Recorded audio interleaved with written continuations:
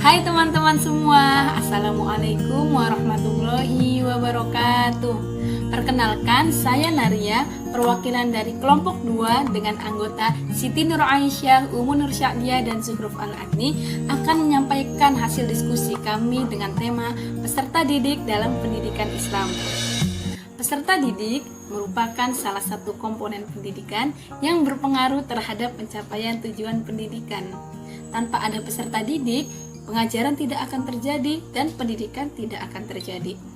Untuk keberhasilan pencapaian tujuan pendidikan, pada umumnya peserta didik harus diperlakukan sebagai subjek dan objek. Peserta didik sebagai subjek dapat dilihat dari bahwa manusia sebagai makhluk yang berpikir yang akan melahirkan ilmu pengetahuan dan teknologi. Peserta didik sebagai objek dapat dilihat dari sifat manusia sebagai makhluk sosial yang membutuhkan bantuan orang lain. Dalam pembahasan kali ini, perlu kita pahami terlebih dahulu apa arti dari peserta didik itu sendiri ya. Yang pertama, peserta didik adalah manusia yang belum dewasa. Oleh karena itu, ia membutuhkan pengajaran, pelatihan, dan bimbingan dari orang dewasa atau yang biasa disebut sebagai pendidik. Yang kedua, peserta didik adalah manusia yang memiliki fitrah atau potensi untuk mengembangkan diri, sehingga ketika fitrah ini ditangani secara baik, maka sebagai akibatnya peserta didik tersebut menjadi seorang yang bertauhid kepada Allah Ta'ala. Menurut Muhammad Rokib, peserta didik adalah semua manusia yang mana pada saat yang sama bisa menjadi pendidik atau peserta didik.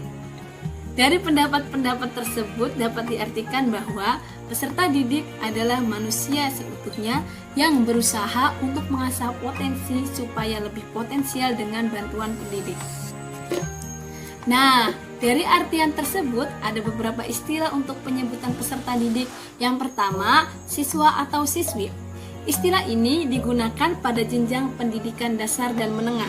Yang kedua, mahasiswa atau mahasiswi. Istilah ini digunakan pada jenjang pendidikan tinggi. Yang ketiga, yaitu warga belajar. Istilah ini digunakan untuk peserta didik yang mengikuti jalur pendidikan non-formal. Yang keempat, pelajar. Istilah untuk penyebutan peserta didik ini yang mengikuti jalur pendidikan formal tingkat menengah. Yang kelima yaitu murid atau istilah lain dari peserta didik. Dan yang keenam adalah santri, yaitu peserta didik di pesantren. Untuk mencapai tujuan pendidikan Islam, hendaknya peserta didik memiliki dan menanamkan sifat-sifat yang baik dalam kepribadiannya. Menurut Imam Al-Ghazali, sifat-sifat ideal yang patut dimiliki oleh peserta didik diantaranya: yang pertama, belajar dengan niat beribadah dalam rangka bertakarub kepada Allah. Yang kedua, mengurangi kecenderungan duniawi. Yang ketiga, bersifat tawadu.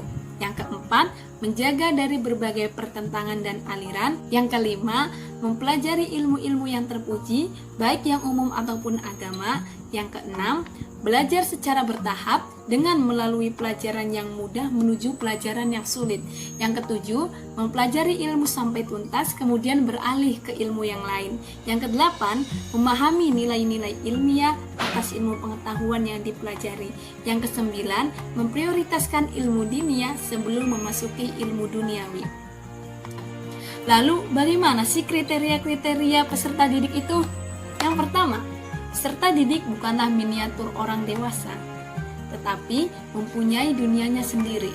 Hal ini sangat perlu dipahami agar perlakuan terhadap mereka dalam proses pendidikan tidak disamakan dengan orang dewasa, baik dalam aspek metode pengajaran, materi yang diajarkan, dan sumber bahan yang digunakan.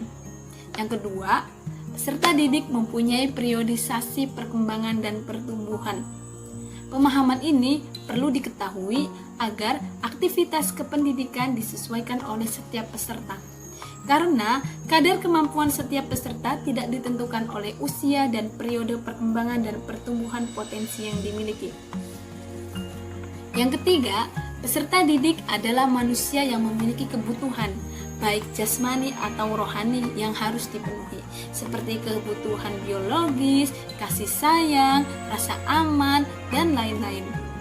Yang keempat, peserta didik adalah makhluk Allah yang memiliki perbedaan individu, baik disebabkan oleh faktor gen atau lingkungan di mana ia berada. Yang kelima, peserta didik merupakan dua unsur rohani dan jasmani. Unsur jasmani yang meliputi daya fisik yang menghendaki latihan dan pembiasaan yang dilakukan melalui proses pendidikan, sedangkan unsur rohani memiliki daya akal hati nurani dan daya rasa. Yang keenam, peserta didik adalah manusia yang memiliki potensi fitrah yang dapat dikembangkan dan berkembang secara dinamis.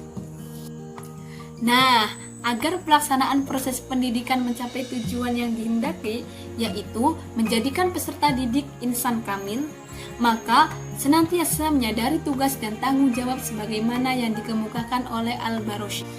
Di antara tugas dan tanggung jawab peserta didik adalah peserta didik harus lebih terdahulu membersihkan hatinya dari keburukan. Peserta didik harus dengan maksud mengisi jiwanya dengan berbagai keutamaan untuk bertakarub kepada Allah. Bersedia jarak jauh dari tempat kelahiran dan keluarga untuk menuntut ilmu. Menghormati dan memuliakan pendidik, tidak merepotkan pendidik, jangan menipu, bersungguh-sungguh dan tekun dalam belajar, saling bersaudara dan mencintai sesama peserta didik, memberi salam terlebih dahulu kepada pendidik, dan selalu memurojaah pelajaran. Dari paparan yang telah disampaikan, kesimpulan dari tema ini adalah dalam pendidikan Islam, peserta didik merupakan individu yang sedang bertumbuh dan berkembang, baik secara fisik, psikis, sosial, dan secara rohaninya dalam menjalankan kehidupan dunia untuk bekal akhirat kelak. Sehingga peserta didik merupakan individu yang belum dewasa yang membutuhkan bantuan orang lain untuk membuatnya tumbuh dewasa. Belajar bukanlah aktivitas yang mudah dilakukan, meskipun peserta didik telah mendatangi sejumlah pendidik dan membaca banyak buku, namun hasil belajar yang baik belum tentu bisa dicapai.